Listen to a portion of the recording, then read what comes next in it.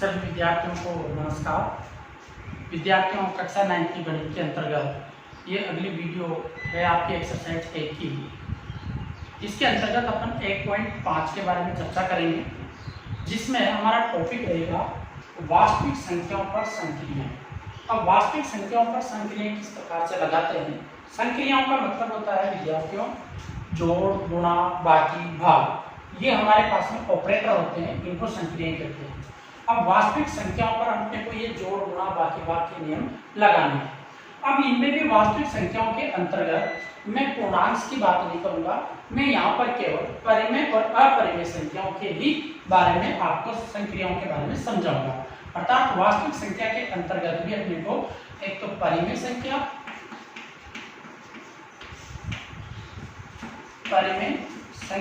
और एक अपरिमेय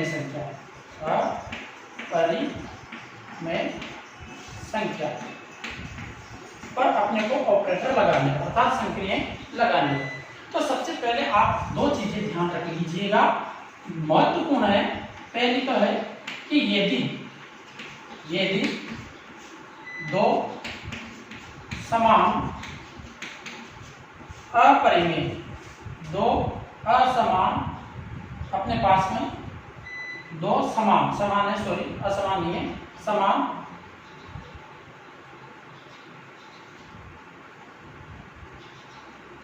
अपरिमेय संख्याओं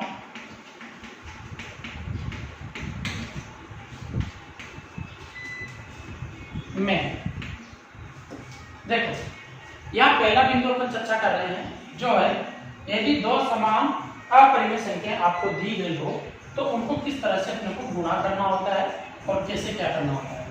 जैसे मान लीजिए √a इंटू √a है, अर्थात अपने पास में करनी चिन्ह में दो अपरिमेय संख्याएं हैं √a और √a। तो जब इनका गुणा करते हैं अपन तो गुणनफल के रूप में अपने को वापिस पूर्णांक के रूप में संख्या प्राप्त होती है। कैसे? जैसे देखिएगा √3 इंटू √3 आपके पास में संख्या है, तो √3 को √3 से गुणा करोगे तो इसे आप लिख सकते हो √9 और √9 के आपके पास में वर्गमूल होते हैं 3, तो इनका गुणनफल हमारे पास में कितना हुआ? 3 हुआ। ये जरूर आपको ध्यान रखना है। अगर आपके पास में इस तरह से कोई √b संख्या लिखी हो a और b, तो इसे आप √a अर्थात करनी चिन्ह बोलते हैं इसको और √b के रूप में भी लिख सकते हो, अर्थात दोनों संख्याओं को इस तरह से प्रदर्शित कर सकते हो। या आपके पास में अगर √ में यहाँ पे a बटा b लिखा हुआ है इस तरह से, तो उस संख्या को आप √a बटे √b लिख सकते हो।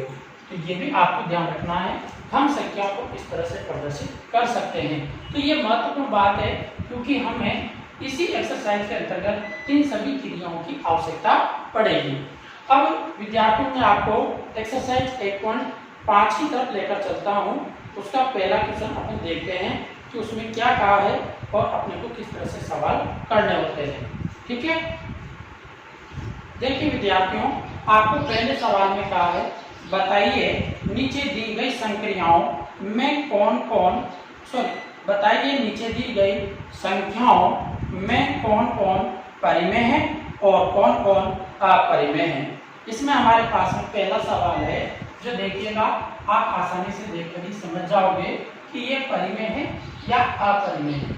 तो देखिए यहाँ से इस संख्या को देखते हैं तो दो तो हमारे पास में यहाँ दो परिमेय संख्या है, परिमेय, और इधर हमारे पास में ये कौन सी संख्या है?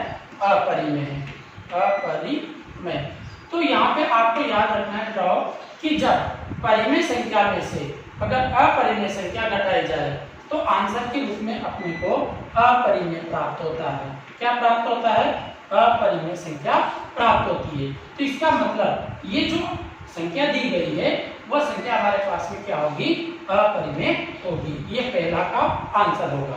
तो ध्यान रखना, यहाँ से आपको क्या ध्यान रखना होगा कि परिमेय माइनस अपरिमेय हो, अपरिमेय संख्या हो, अर्थात ऑपरेटर कौन सा लग गया, माइनस का, तो उस कंडीशन में आपको अपरिमेय संख्या प्राप्त होगी। कौन सी संख्या प्राप्त होगी, अपरिमेय संख्या प्राप्त होती है। अब दूसरा सवाल है इसका, उसको भी आप समझने का प्रयास कीजिए। उसमें आपसे कहा गया है कि कोष्ठक 3 प्लस अंडर रूट के 23, ठीक है ना बेटा, अंडर रूट के 23 और कोष्ठक बंद कर दिया और माइनस में अंडर रूट के 23 है। अब अपने को ये देखना है कि ये संख्या कौन सी होगी। तो देखिए बेटा, ये संख्या अपने पास में बन गई अपरिमेय। पहले तो आप समझ लीजिए इसको कैसे सोल्व करेंगे। तो मैं इसको लिख सकता हूँ 3 प्लस अंडर रूट 23, इसका एक कोष्ठक सोल्व कर दिया और माइनस के अंडर रूट कितने हैं, 23। अब अंडर रूट 23 से अंडर रूट 23 तो क्या हो गया, कट गया, क्योंकि माइनस में से माइनस हुआ, बराबर संख्या है तो कट गया। बचा कितना आपके पास में, 3। अब ये 3 क्या है, परिमेय संख्या है, परिमेय संख्या है। तो अपने को यहाँ से क्या समझ में आया, समझ में ये आया कि ये देखो, ये जो कोष्ठक में संख्या दी है वो क्या है, अपरिमेय, अपरिमेय संख्या है। और इसमें से कौन सी घटाई है, अपरिमेय संख्या घटाई है, अपरिमेय संख्या। तो अपने को प्राप्त क्या हुआ, परिमेय संख्या। पर ये कभी कभार ही ऐसी स्थिति प्राप्त होती है, यहाँ कभी कभी अपने को अपरिमेय भी प्राप्त होता है। तो ये भी अपने को ध्यान रखना है, कभी परिमेय प्राप्त होगा, कभी अपरिमेय प्राप्त होगा। तो ये सवाल की स्थिति के ऊपर और सवाल में दी गई संख्याओं के ऊपर निर्भर करता है।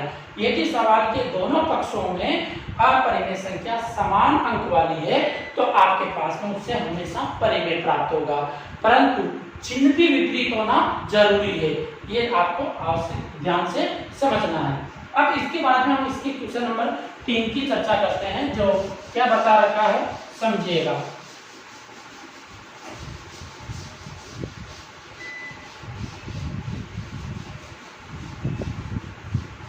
देखो क्वेश्चन नंबर 3 में आपसे कहा गया है कि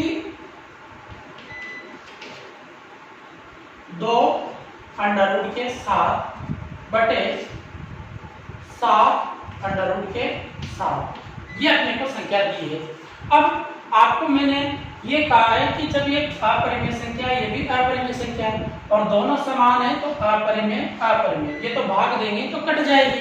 अब बची कितनी आपके पास में, 2/7 और 2/7 क्या है अपने पास में, परिमेय संख्या। कौन सी संख्या है ये, परिमेय संख्या है। तो अपने को समझ में आया कि नहीं आया, आ गया ना। अपरिमेय संख्या तो होती है जिसका वर्गमूल अपने को प्राप्त नहीं होता, परंतु यहाँ तो वर्गमूल छोड़ के संख्या खुद कट गई, तो इसका मतलब ये संख्या कौन सी प्राप्त हुई, अपने को परिमेय संख्या के रूप में प्राप्त हुई। क्वेश्चन नंबर 4 है, जिसको भी आप देखिएगा, इसमें कहा गया है 1/√2। अब 1/√2 है। अब आपको यहाँ से देखना है कि ये परिमेय अपरिमेय। सबसे पहले तो ये √2 हमारे पास में अपरिमेय है, पर जब भी आपको कोई भिन्न दे दी जाए, भिन्न, तो उसका अंश बटा हर बोलते हैं भिन्न को। हर का मान कभी भी अपरिमेय नहीं होना चाहिए, हर कभी भी क्या होता है, अपरिमेय परिमेय नहीं होता है। तो जब इसको अपरिमेय नहीं रखना है तो परिमेय बनाना है, तो परिमेय बनाना है तो इस संख्या का हम क्या करेंगे, परिमेयकरण, परिमेयकरण करने पर। अब देखो परिमेयकरण करने के लिए अपने को स्वयं इसी संख्या से ऊपर नीचे विपरीत चिन्ह के द्वारा गुणा भाग कर देना है, या स्वयं उसी संख्या से आप गुणा भाग कर सकते हो। तो √2 को 1 से गुणा किया, √2 बन गया, और √2 को √2 से गुणा करेंगे तो दिमाग में बिठा लेना, स्वयं संख्या अंडर की गुणा होती है तो पूरी हो जाती है, अर्थात हमारे पास में 2 हो गया। तो अब ये संख्या हमारे पास में भिन्न के रूप में बदल चुकी है। अब भिन्न के रूप में बदली तो ये ऊपर के √2 क्या है, अपरिमेय। तो हम कहेंगे कि ये संख्या अपरिमेय है, अपरिमेय संख्या है। तो इस प्रकार से आसानी से अपन बता सकते हैं कि ये संख्या हमारे पास में अपरिमेय। इसी प्रकार से इसका एक और क्वेश्चन है, जिसमें लास्ट में कहा गया है 5वें में 2π। अब देखो 2 तो हमारे पास में परिमेय संख्या है, पर पाई क्या है, अपरिमेय संख्या, क्योंकि पाई का मान तो हमारे पास में उत्तरोत्तर आगे तक जाता रहता है, अनंत तक अपरिभाषित है। तो इसलिए हम क्या कहेंगे कि 2 इंटू पाई, तो 2 तो परिमेय है, परिमेय, और इंटू पाई क्या है, अपरिमेय। जब परिमेय और अपरिमेय को गुणा करेंगे तो अपरिमेय संख्या प्राप्त होती है। क्या प्राप्त होती है, अपरिमेय संख्या प्राप्त होती है। तो ये पूरी की पूरी संख्या क्या बन जाएगी, अपरिमेय बन जाएगी। इस प्रकार से आपका ये पहला क्वेश्चन तो समाप्त हुआ। शायद आपको ये समझ में भी आ रहा होगा, नहीं आ रहा है तो दोबारा वीडियो को जरूर देखिएगा, जिससे आपको ये क्लियर हो जाए। अब इसके बाद में हम क्वेश्चन नंबर 2 की तरफ बढ़ते हैं। क्वेश्चन नंबर 2 में आपसे क्या कहा गया है, निम्नलिखित व्यंजकों में से प्रत्येक व्यंजक को सरल कीजिए। अब अपने को प्रत्येक व्यंजन को क्या करना है, सरल करना है। अब पहला इसमें दिया है उसको देखिए, मैं आपको कुछ क्वेश्चन बताऊंगा, कुछ आपको खुद को करने हैं। 3 प्लस अंडर रूट के 3 और कोष्टक बंद हो गया, कोष्टक 2 प्लस अंडर रूट के 2, ये अपने को संख्या दी है और इसको सरल करना है। अब देखो सरल करने का मतलब ये 2 कोष्टक आपस में क्या है, गुणा है। 2 कोष्टक क्या है, आपस में गुणा है। तो आपको कक्षा 8 के अंतर्गत बताया था कि a प्लस बी को अगर अपने को c प्लस डी से गुणा करना हो तो कैसे करते हैं, पहले a को इस कोष्टक के साथ में लिखेंगे, तो a कोष्टक c प्लस डी, और b को फिर बाद में लिख देंगे plus b कोष्टक c plus D. दोनों से संख्याओं से इस कोष्टक को क्या करते हैं, अपन गुणा करते हैं। तो हमारे पास में यहाँ से बन जाता है ac plus ad plus bc plus bd, यही तो बनता है ना। तो इस प्रकार से हमारे पास में गुणा करने के लिए एक छोटा सा फॉर्मूला होता है। तो हम इस प्रोसेस के आधार पर ही इन संख्याओं को गुणा करते हैं। चलो देखते हैं इस तरह से, समझेगा बेटा। देखो ये 3 है, इस 3 को इस कोष्टक से गुणा करूंगा, तो 3 कोष्टक 2 प्लस के अंडर रूट के 2। अब ये अंडर रूट 3 है ना, इससे भी इस कोष्टक को गुणा करना है, पर चिन्ह कहीं का है, देखो प्लस का, तो यहाँ चिन्ह आ जाएगा प्लस अंडर रूट के 3 कोष्टक 2 प्लस के अंडर रूट 2। हो गया ना अपना काम। अब चलो गुणा करते हैं, 3 को 2 से गुणा करोगे 6 बन गए, 3 को रूट 2 से गुणा करोगे तो इसको कैसे लिखेंगे बेटा, 3 अंडर रूट 2, आप गुणा करके अंडर रूट की 6 मत कर देना, नहीं तो हो गया का बड़ा आपका। मान लीजिए सवाल गलत हो जाएगा। जब भी आपके पास में कोई परिमेय संख्या हो और उसको अपरिमेय संख्या से गुणा करना हो तो वह हमारे पास में a अंडर रूट b बनती है। ये ध्यान रखना, a बाहर ही रहेगा, तो कभी भी ऐसा मत कर देना कि आप 3 को 2 से गुणा करके 6 कर दो, हो जाएगा कल्याण नहीं तो अपने सवाल का, ठीक है ना। प्लस रूट 3 को 2 से गुणा करेंगे तो देखो ये भी 2 आगे आएंगे और रूट 3 बन जाएंगे। अब इसको गुणा करेंगे ना तो देखो ये तो दोनों अंडर रूट में है ना, तो गुणा हो जाएगा, प्लस अंडर रूट का 6 अब लिख देना, ठीक। अब आगे देखो यहाँ कुछ सोल्व होता है तो हल कर लीजिए, और नहीं होता है तो हमारा आंसर यही दे दीजिए, यही इसका हल है। आपकी पाठ्य पुस्तक में भी आप इस सवाल का आंसर अगर देखोगे तो वहां पर भी आपको यही प्राप्त होगा। चलो मैं इसका एक और क्वेश्चन आपको बताता हूँ, क्वेश्चन नंबर 2। तो ये बहुत छोटी छोटी बारीकी बातें हैं, उनको आपको ध्यान रखना है, घबराना नहीं है, आसानी से धीरे धीरे सीखते चले जाओ, और रोज कम से कम एक वीडियो को 3-3 बार देखो तो आपका आसानी से समझ में आ जाएगा। अब इसका दूसरा क्वेश्चन है वो देखिए, कोष्टक 3 प्लस अंडर रूट के 3 और कोष्टक 3 माइनस के अंडर रूट के 3, यही है ना। चलो वही प्रोसेस, पहले 3 से इस कोष्टक को पूरे को गुणा करेंगे, तो 3 कोष्टक 3 माइनस के अंडर रूट 3 और प्लस का ये चिन्ह, और रूट 3 से इसको गुणा करेंगे बेटा, तो 3 माइनस के अंडर रूट 3। अब चलो गुणा करते हैं, 3 को 3 से गुणा किया 9, 3 को रूट 3 से गुणा किया तो 3 अंडर रूट के 3, 9 मत लिख देना, अभी भी कहा था मैंने 9 नहीं लिखना है, ठीक है ना। प्लस रूट 3 को 3 से गुणा करेंगे तो 3 अंडर रूट 3, 9 मत लिख देना। अब चलो ये और ये देखो ये सेम है, ध्यान से देखो, ठीक है ना। तो अब ये गुना हो जाएगा, और स्वयं जब गुना होता है √3 इंटू √3 तो पूरे 3 हो जाएंगे, और चिन्ह किसका लगेगा, यहाँ देखो माइनस, तो ये हमारे पास में पूरे 3।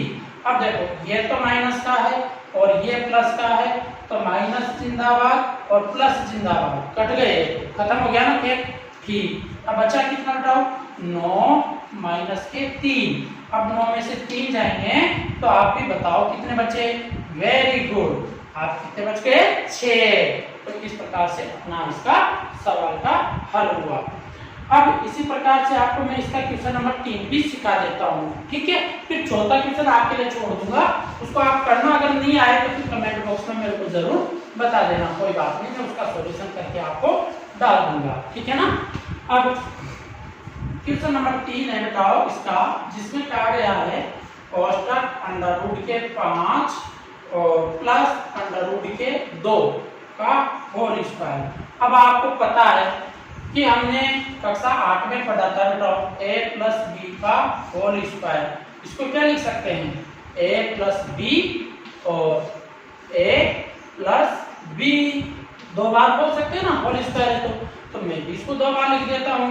कैसे, √5 प्लस √2 और एक बन गया √5 प्लस के √2, ठीक है ना। अब इनको गुणा करेंगे, √5 से किसको गुणा करेंगे बताओ, इस कोष्टक को, √5 प्लस √2 और इसको भी गुणा कर देंगे तो +2 √2 कोष्टक √5 प्लस √2, ठीक है बताओ। अब चलो गुणा करते हैं, √5 को √5 से गुणा किया पूरा 5, मैंने ये सिखाया ना आपको भाई, 5 को 5 से गुणा करेंगे 25, और 25 का वर्गमूल कितना आ जाएगा बताओ, 5 आ जाएगा। 5 को 2 से गुणा करो तो √10, कितने हो गए 10, क्योंकि देखो अंडर है दोनों में तो इसलिए गुणा हो जाएगा, प्लस ये भी गुणा होगा तो √10, ठीक है। अब चलो √2 को √2 से गुणा किया पूरे 2 हो गए, तो 5 और 2 तो हो गए हमारे पास में 7, प्लस 10 20 रूट मत कर देना, आगे बात समझ में, 20 रूट नहीं करना है, 10 और 10, तो हम लिखेंगे इसे 2 √10।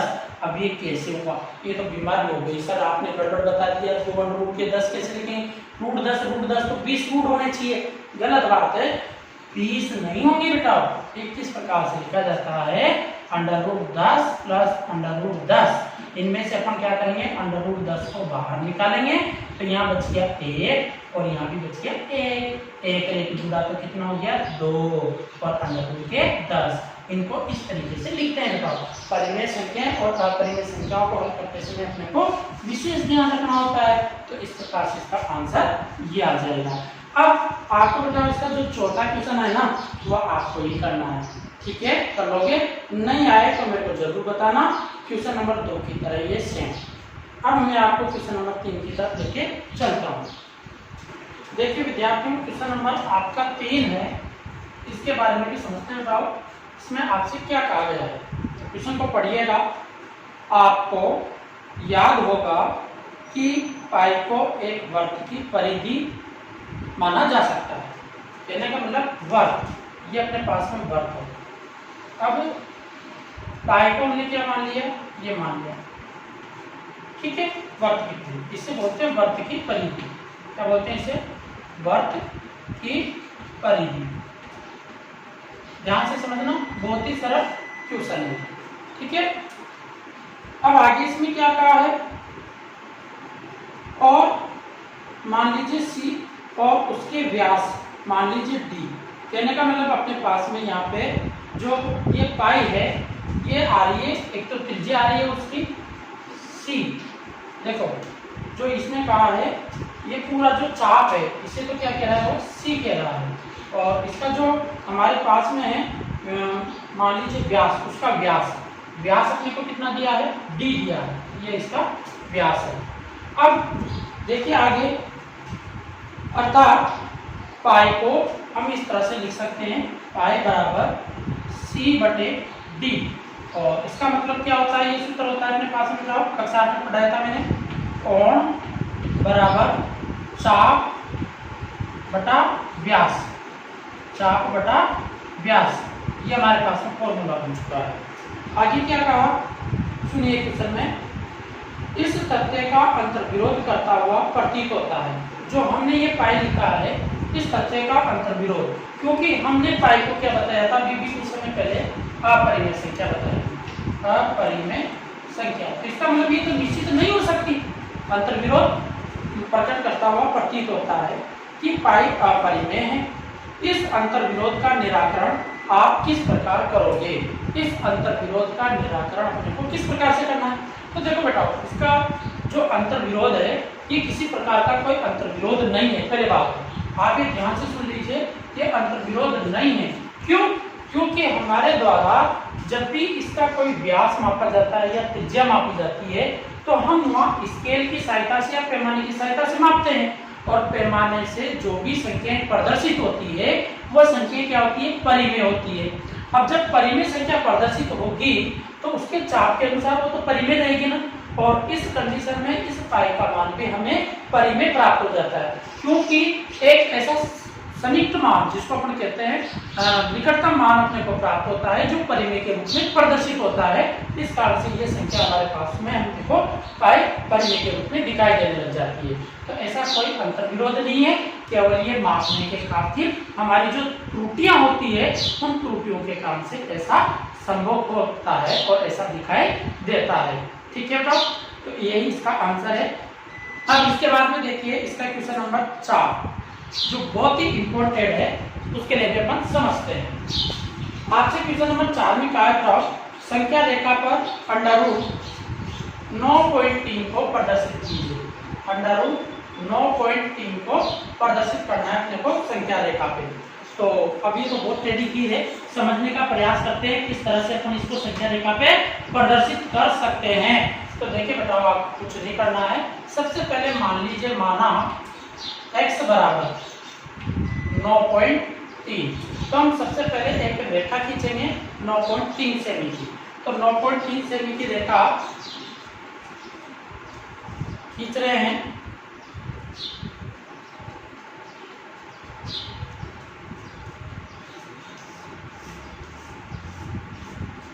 ये बेटा मैंने यहाँ पे एक रेखा खींची है 9.3 की।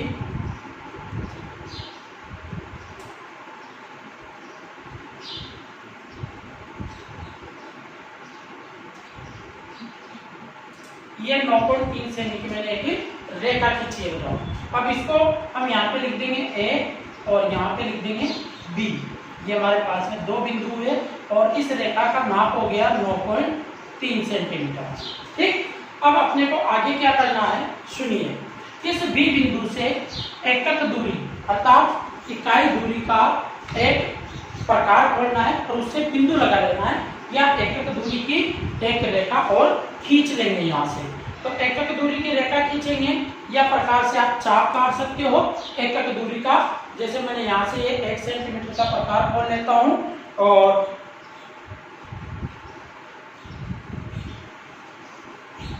एक सेंटीमीटर का प्रकार खोलना है। तो मेरे को ये मैंने 1 सेंटीमीटर का प्रकार खोला, ये मेरा 1 सेंटीमीटर का प्रकार हो चुका है। और यहाँ से क्या किया मैंने, एकक दूरी का चाप काट दिया। कैसे काटेंगे चाप, देखिए इस तरह से ऐसे चाप काट देंगे। देखो ये छोटा है इसलिए थोड़ा सा अपने को दिखने में समझ में कम आता है, और इधर भी इतना ही अपन एकक दूरी का चाप काट लेंगे। ठीक है, तो अब ये जो चाप काटा इसको हम थोड़ा सा आगे की तरफ बढ़ा देते हैं। तो ये एकक दूरी का मैंने चाप इसको बढ़ा दिया।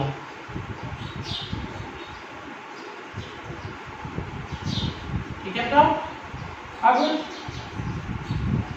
एकक दूरी का चाप बढ़ाने के बाद अब अपने को क्या करना है, इसका मध्य बिंदु निकालना है। तो ये तो हो गया हमारे पास बिंदु कौन सा, C। अब इसका मध्य बिंदु निकालेंगे किसका, AC रेखा का। तो AC रेखा का मध्य बिंदु निकालने के लिए प्रकार को आधे से ज्यादा खोलना और एक चाप तो आप ऊपर काट देना और एक चाप नीचे काट देना। इसी प्रकार से A बिंदु से भी एक चाप इधर काटेंगे और एक चाप इधर काट देंगे। अब ये जहां पर भी ये दोनों चाप कटते हैं ये जो चाप अपने पास में कट रहे हैं इनको मिला देंगे और मिलाने के बाद में अपने पास में इस तरह से एक रेखा आएगी।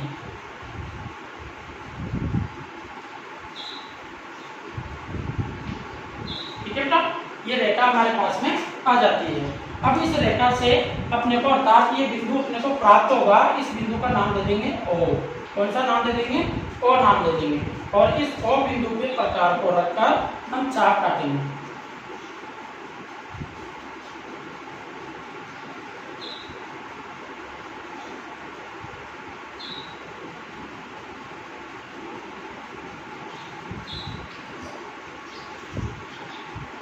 ओ बिंदु से क्या कर देंगे? चाप काट देंगे। इस तरह से प्रकार को घुमा देंगे। ठीक है, घुमा दिया। अब घुमाने के बाद अपना बी बिंदु तो यहाँ था ना बेटा, ठीक है। इस बी बिंदु से हम इसको रेखा को खींचेंगे इस तरह से। ये बी बिंदु से एक सीधी रेखा खींच देंगे और इस तरह से ये रेखा मैंने खींच दी है। देखिएगा आपको समझ में आ रही होगी।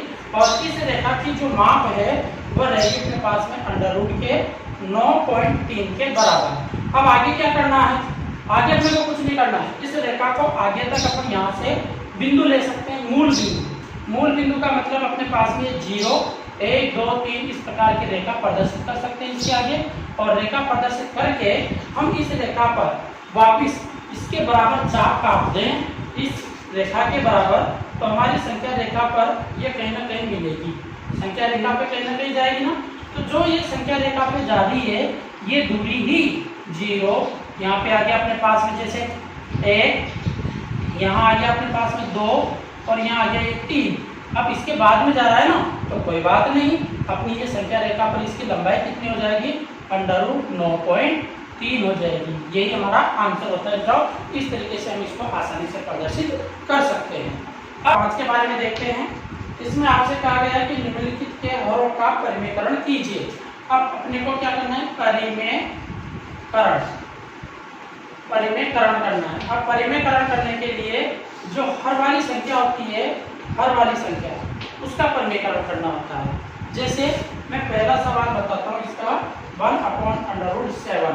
इसका परिमेयकरण करेंगे, परिमेयकरण। तो क्या लिखेंगे यहाँ पे? अंश व हर को, अंश व हर, क्योंकि भिन्न में अंश और हर होते हैं ना बेटा, ये अंश है और ये हर है। अंश व हर को √7 से गुणा करने पर, तो अब अपने पास में संख्या क्या बन गई? 1/√7 इंटू √7 इंटू √7। तो देखो रूट इससे 7 से गुणा हुआ तो अंडर रूट के 7 और √7 गुणा हुआ तो पूरे 7। तो यही इसका परिमेयकरण है और यही इसका आंसर हो जाएगा √7/7। इसी प्रकार से मैं एक और सवाल बता रहा हूँ आपको, दूसरा इसी का, उसको भी आप समझिएगा। देखिए बताओ, इसका दूसरा सवाल है जिसमें आपको संख्या दे रखी है 1/√7 माइनस √6। अब इसका परिमेयकरण करेंगे, परिमेयकरण करने पर। अब जैसे देखो यहाँ पे परिमेयकरण करेंगे तो हर से गुणा करेंगे ना ऊपर नीचे, पर अब इसमें बीच में चिन्ह है ना, तो इसके विपरीत चिन्ह से करते हैं। ठीक है, तो 1/√7 माइनस √6 इंटू √7 प्लस √6 बटे √7 प्लस √6। ऐसा क्यों किया? क्योंकि यहाँ पर हमारे को नीचे परिमेय संख्या बनानी है और परिमेय संख्या तभी बनेगी जब ये विपरीत चिन्ह से गुणा हो। अब ऊपर वाले को तो 1 से गुणा करेंगे तो वही संख्या रह जाएगी ना, तो लिख देंगे यहाँ पे अपन इसको √7 प्लस √6 बटे। अब नीचे वाले को देखो, यहाँ पे आप एक चीज समझ लीजिए, एक छोटा सा सूत्र लगता है, एक बार माइनस का एक बार प्लस का। ताकि कक्षा हम बताए जो a माइनस बी और a प्लस बी, अगर अशण को कोई सवाल होवे तो उन्हें अपन क्या लिख सका चाह? a² माइनस b² लिख सका चाह। क्या लिख सकता बेटा? a² माइनस b² लिखा जा सकता है। तो यहाँ पे मैं डायरेक्ट लिख देता हूँ, √7 का स्क्वायर करेंगे तो 7 ही रह जाएगा और √6 का स्क्वायर करेंगे तो 6 रह जाएगा, क्योंकि a² माइनस b²। अब 7 में से 6 गया तो बचू 1। तो √7 प्लस √6/1 इसका आंसर रहेगा। है कि नहीं ये बात समझ में? तो इस तरह से हम इस सवाल को भी कर चुके हैं। अब आगे ऐसे एक और क्वेश्चन है, क्वेश्चन नंबर 3, उसको मैं समझा देता हूँ। क्वेश्चन नंबर 3 को आप करना, उसमें आपको प्लस वाली संख्या दे रखी है, आप माइनस वाले से गुणा कर लेना। मैं इसका चौथा क्वेश्चन बताता हूँ। अगर क्वेश्चन नंबर 3 आपको नहीं आए तो कमेंट बॉक्स में लिखकर जरूर डाल देना, मैं उसका सॉल्यूशन करके आप तक पहुंचाने का प्रयास करूंगा। जो कमेंट बॉक्स में पूछेगा उसी को ही जवाब मिलेगा, दूसरे को नहीं। इसका देखो चौथा क्वेश्चन है, इसमें आपसे कहा गया है 1/√7 माइनस के 2। तो अब इसको कैसे परिमेयकरण करें? परिमेयकरण करेंगे तो 1/√7 माइनस 2 इंटू √7 प्लस 2 बटे √7 प्लस के 2। ठीक है, अब चलो वही, ये तो जाटा जा रह जाएगा, √7 प्लस 2 बटे √7 का स्क्वायर, तो पूरे 7, 2 का स्क्वायर 4, 2 का स्क्वायर कितना होगा 4, क्योंकि अपना सूत्र क्या है a माइनस बी और a प्लस बी, इसका मतलब a² माइनस b², तो a का स्क्वायर का मतलब 7 का स्क्वायर, तो यहाँ तो √7 है ना, तो √7 का स्क्वायर करेंगे तो ये होता है बेटा पूरे 7। कैसे हुआ, या ऐसे करके देख लो, √7 का स्क्वायर का मतलब √7 इंटू √7, 7 के 49, अंडर रूट में 49 का वर्गमूल कितना हो जाएगा 7 हो जाएगा। ठीक है ना, और b का मान कितना है 2, तो 2 का स्क्वायर करेंगे तो कितना आएगा अपने पास में 4, तो 2 का स्क्वायर अपने पास में 4 प्राप्त हो गया। अब आगे देखो, √7 प्लस के 2 बटे 7 में से 4 गए तो कितने बचेंगे बेटा, 7 में से 4 जाने के बाद में देखिए घटा दीजिए, कितने बचे 3। वेरी गुड, तो इस प्रकार से अपने आंसर इसके क्या जाएंगे √7 प्लस 2 बटे 3। तो इस प्रकार से आपका ये क्वेश्चन भी कंप्लीट हुआ। अब मेरी तरफ से बेटा आपके 1.5 के प्रत्येक क्वेश्चन को मैंने आपको तक पहुंचा दिया है, सॉल्यूशन निकाल दिया है। अब आपको आसानी से इनके घर पे एक बार रिवाइज करना है और 2 बार और देखिएगा, तो कंप्लीट रूप से अपने को 1.5 में कोई दिक्कत नहीं आने वाली है। सभी विद्यार्थियों को बहुत बहुत धन्यवाद जिन्होंने अंत तक इस वीडियो को देखा और सवालों को सही तरीके से समझा। आपके लिए दिन आज का शुभमय हो, इसी आशा के साथ में आज की क्लास को अपनी यहीं पे समाप्त करते हैं। Thank you.